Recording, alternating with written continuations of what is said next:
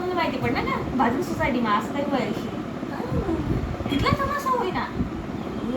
मला वाटलं तुला माहिती अशी मला तर नाही माहिती. अरे तू नवरा येईल होता भूत दांगलो कर रहा माझं तसं जरा कायम न जे पण असं कोणी करस का तसं कोण समजायला माहिती तसे तसा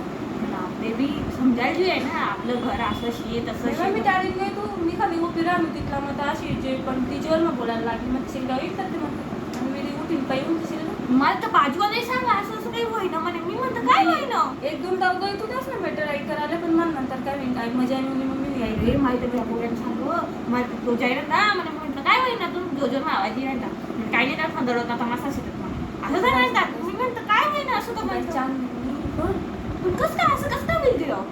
चांगली तिने उगी तोंड आहे ती कुठे जीभ तिने म्हणून ते नवरा ते मार असते टोक असतो मला टोक असते पण असं कसं करस कसं म्हणते मला तर ते समजत नाही सासू चांगला शे सासरा चांगला शे नवरा चांगला शे तरी असं करणार नाही तिने तसं बट तिने सासू सासरा सैन्य बसलं तेच तर देखासारखं शे काय करा ज्याला सासू सासरा सैन्य जाऊ दे आपल्याला काय करणं आहे काय बी करून काय बी राहा काही गलत होतं तिनं असं करायला नाही पाहिजे होतं तुम्ही काय म्हणणं पडत जाऊ द्या आपल्याला काय करणं आहे आपल्या घर कोणतं येत असते आपण त्याच नगर नाही